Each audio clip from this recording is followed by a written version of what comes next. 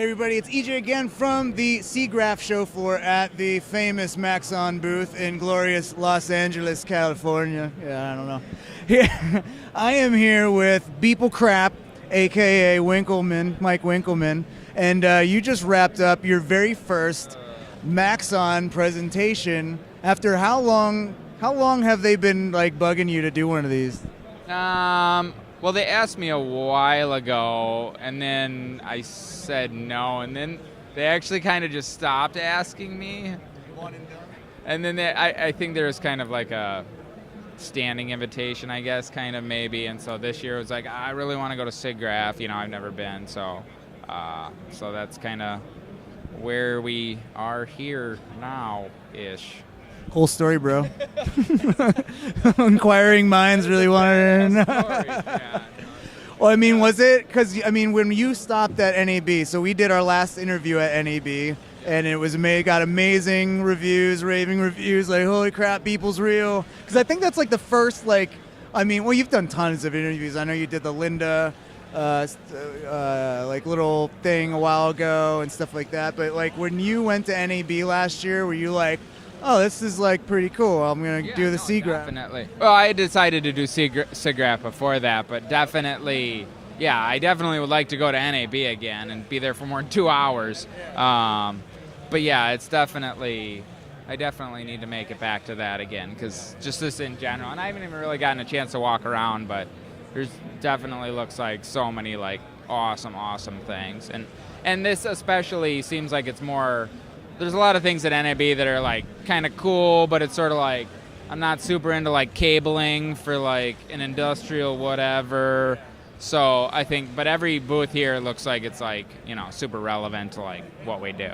Totally. So you just got done with your presentation.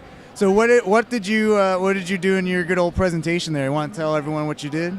Mostly embarrass myself, but I also was in Cinema 4D for a little bit. No, I don't know. It was just kind of like making this sort of VJ tunnel thing, but I'm not a tutorial dude. I'm not a tutorial dude, so you wouldn't steep this low.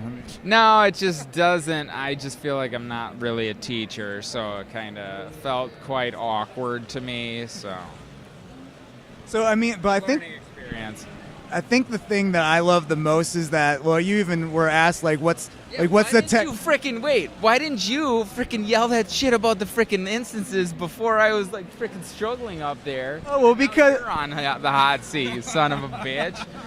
Yeah, so what happened was you were building stuff with cloners. You put a light in a cloner, and you're like, why is this so dark? How is that not embarrassing as hell? Well, that's okay, we'll just put this light in. Nothing changes. Okay, well, we'll just change this. Nothing changes. Okay, it's like, I don't freaking know, like, oh, yeah, because I have this stupid render instances tracked. I wanted to sit there and watch you squirm. Yeah, no. Well, I didn't. Well, the one guy sitting next to me is like, did he just like duplicate that other cloner and that already had render instances already set? And he's like, yeah. I was like, oh crap. And that's why. You're welcome. Well, I appreciate you eventually yelling it out, because I definitely was not going to figure it out. Well, and that was the nice way to end the whole thing, yeah. But someone asked a question about your process or whatever, because I think what's great about what you're doing is it's like you're taking the tools existing. You're not doing anything crazy technical. You're just being very creative You're just being very creative with very simple tools and making really cool stuff. And I mean, that's why I always encourage people to just be good at design, because 3D is just a tool. Like, you're an amazing designer. You'll make a freaking poop emoji look like the most futuristic, cool poop emoji ever, because you're a good designer. Person in front of it. Put a tiny person in front of that. Maybe inside the poop emoji too. He's like waving at the other guy outside of it with a Jansen backpack. Yeah, I think it's easier to get sort of hung up on the technical stuff, because it's a little more cut and dry if you know it. Either you know how to, like, you know, rig something, or, you know, UV map, blah blah blah, versus design stuff is very, it's harder to feel like, well, I learned that and I'm on to the next thing, because you can always get better at it. It's much more subjective of like being good. So, but yeah, technically it's very binary. It's like you know it or you don't. So I think it's kind of, hard to. And I've been, I kind of pick a focus each year for the like everydays. And this year I've been kind of trying to focus on like lighting and composition and just some of the like fundamentals, color of design that, not so much a specific piece of software or new technology. Right. So when you approach a project and do you ever go into it like, I don't know how to do this technically, but I'm just going to try to figure it out along the way? Or do you like to have a good idea of like, okay, I'm going to make this and I think I know how to do this? You mean like professionally or personally?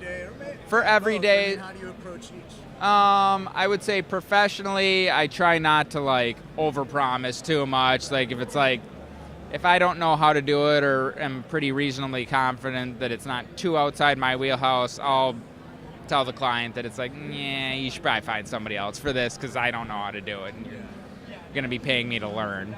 But I think for daily stuff, I'll, occasionally stretch out a little more, because it's like, at the end of the day, if I can't figure it out, I'll just say fuck it and do something else, like different. So it's kind of, there's not as much risk involved, and it's a small project, so it's sort of like, that also minimizes the risk, because at most I'm going to waste, an hour or 45 minutes or whatever. So, but yeah, I would say in general, I probably don't really concentrate on trying to solve things when I don't know them. I just do something else. So I feel like I should probably be a little more like, okay, fuck it, I'm gonna fucking figure this out, instead of just being like, I can't figure it out, screw it, doing something. Yeah. So. Well, I think that's a great way to approach things, where you're just like, all right, because if you don't know how to do it or you don't know how to do anything, you're just not going to start.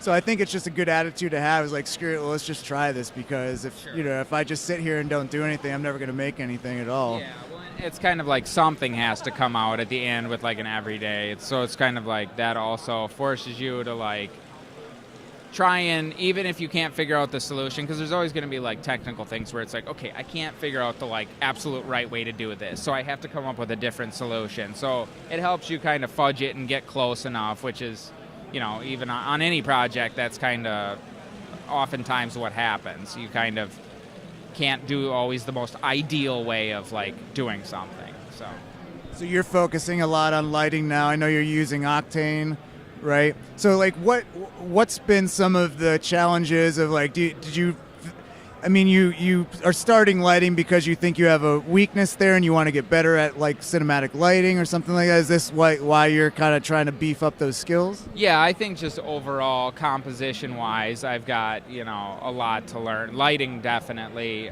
color too. I just feel like there's a huge amount of, room to grow in color and composition, and just setting up. I've been trying to do sort of everydays and stuff that's maybe have a little more narrative feel, something that seems like it's telling some sort of story or some, implied story. Obviously, it's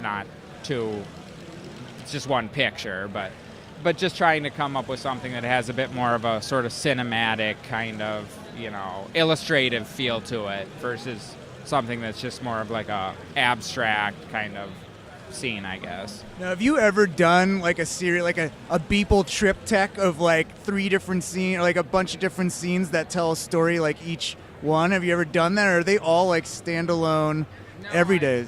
Yeah, they're all standalone, but that's a good idea, and I've kind of thought of that sort of kind of like slowly over the course of a couple days or whatever, telling a story and having like everydays that kind of people could follow along with. But yeah, no, I think that would definitely be something. It's cool. I think I just need to, because the problem right now, just for the past couple months, whatever, is there'll be days where I've got like a decent amount of time, decent being a couple hours, and then there are times where it's like, okay, I just need to crank out a freaking pile of butt trash and freaking move on. So it's sort of like, I would need a good like, okay, these 2 weeks are a little slow, going to be a little chill. I could actually, set aside a decent amount of time for the next 2 weeks to the everydays each day. So, I mean, I keep forgetting you also do your like big like very long, like minute long, like short film pieces, I guess you would call. Are you like you do one of those every year, right? Or It's usually been about like 2 years. They've been kind of getting longer and longer just because it's sort of like, I've got more sort of work that I've been doing, freelance work and stuff like that. But yeah, I'm working on one. It's still got a ways to go, so hopefully by the end of the year I could get it out, but I don't know. should make it like the Olympics, like the Beeple Olympics, where you have the summer games and the winter games, and it's like every 2 years. I wish I could, I don't know, I wish I was better at setting deadlines for that I could find a way to set, or milestones or something that would be able to like keep momentum with the project, because it's, I don't know, I'm sure it's like a lot of people experience where if you kind of put something away for a week or 2 weeks because shit gets busy, then it's like coming back to it, it's like, what the hell was I doing? And it takes so much time to get the like momentum of the project back. So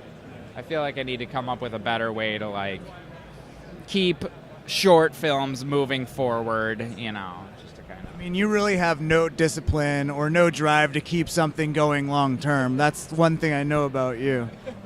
Well, I honestly feel like I don't that much. I feel like I honestly, in some ways, just kind of got lucky in that I built up enough momentum with the like Everyday's project to kind of keep it going. Like I just, like, it's the momentum, it's not me, and I just got lucky to build up that momentum. Because yeah, I wouldn't really consider myself like a disciplined person or somebody who like, if I fucking say I'm gonna do it, I'm doing it. You don't even know. So it's definitely, yeah, it's I don't know.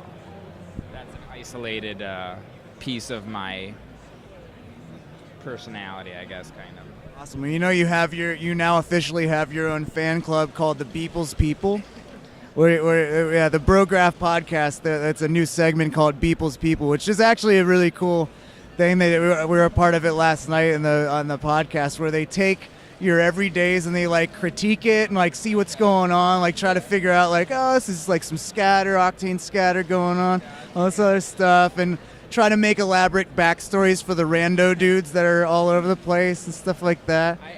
Speaking of rando dudes, there is a photogrammetry place in the Mall of America, and we took our kids to the Mall of America, and we're just kind of wandering around. I'm like, oh, what the fuck is that? And it's like, so we went and got ourselves scanned, or I got myself, my wife obviously didn't, but I got myself scanned, so I've got like, so coming soon, that rando dude will actually be me.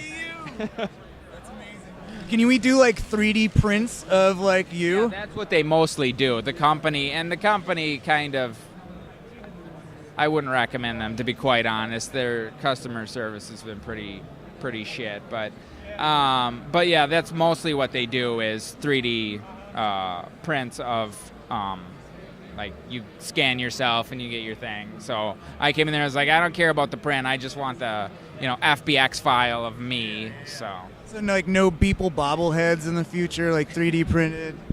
That's probably action figure, the everyday action figure with posable arms. Yeah, no, we're just gonna stick to the 2D things. Lewandowski, he's selling some stuff. He's got a store. I mean, come on.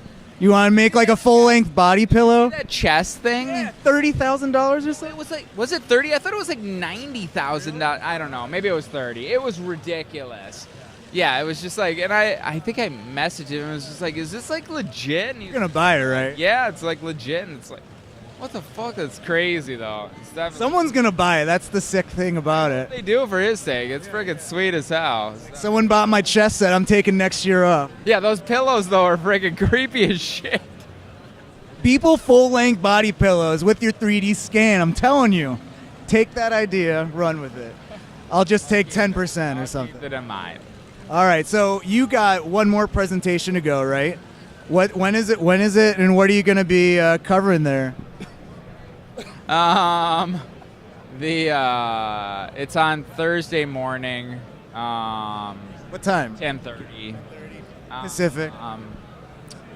Yeah, and then I'm like kind of like how to build out like sort of like a city, like a 3D sort of city, stylized, not like a like realistic city, more of just like a sort of sketch and tune. Or actually, I think it uses the like cell renderer, but just like very simple, just kind of showing the like edges, city, and just kind of basically kind of focusing on modeling. And again, it's kind of like tailored towards people who like don't know what modeling means. When you say I modeled something in a computer, it's like, what the hell does that mean? It's kind of showing how you can start from a cube and in the end, with cloners and this and that, get a very complex shape that you could use as like a design or like a greeble or something like that to like, yeah.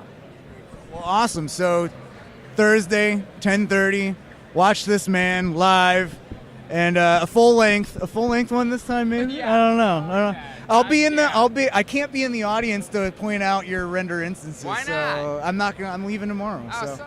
So I'll maybe, and they don't even do a chat room. Maybe I'll have like just leave your phone out and they'll like text you like, hey, asshole. Dude, click this box. Dude, click the random.